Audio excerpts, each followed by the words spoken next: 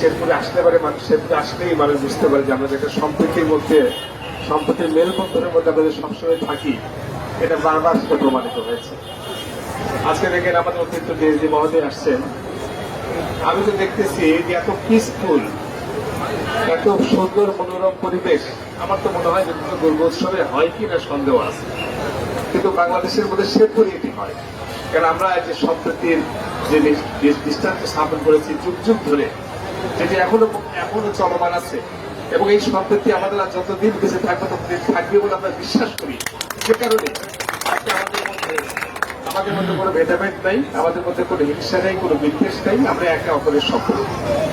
আমি এই উৎসবে সনাতন ধর্মবলীর প্রত্যেককেই আমার অন্তঃস্থল থেকে আমি ধন্যবাদ এবং কৃতজ্ঞতা জানাচ্ছি, আশীর্বাদ জানাচ্ছি।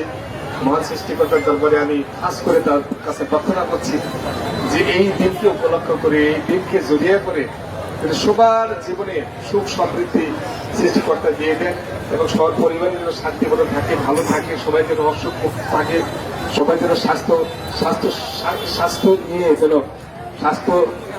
সুস্বাস্থ্য নিয়ে যেন বেঁচে থাকতে পারেন, এই জন্য সৃষ্টিকর্তার দরবারে প্রার্থনা করি। আপনারা সকলে জানেন যে আমি একটু অসুস্থ ছিলাম, আমি চিকিৎসা নিয়েছি এবং চিকিৎসাধীন অবস্থায় আছি বর্তমানে। তারপরও আপনাদের প্রাণের টানিয়ে নিয়ে আসছি আমার ছোট ভাই স্বাধীন কুমার কুন্ডু, ফিরোজ আহমেদ জুয়েল অত্যন্ত দিনের সঙ্গে অনুরোধ করেছি যে অন্তত একটা দুটো হলেও আপনি আমাদের মাঝে আসবেন, যে কারণে আমি আসছি। যাই হোক, আমার জন্য আপনারা খাস করে আশীর্বাদ করেছেন, আমি এই জন্য আবারও আপনাদের কাছে কৃতজ্ঞতা জানাই। আবারও আমার জন্য আশীর্বাদ করবেন যাতে আমি সুস্থ হয়ে আপনাদের কেন্দ্রতে কাজ করতে পারি। একটি কথা না বললেই নয়, সেটি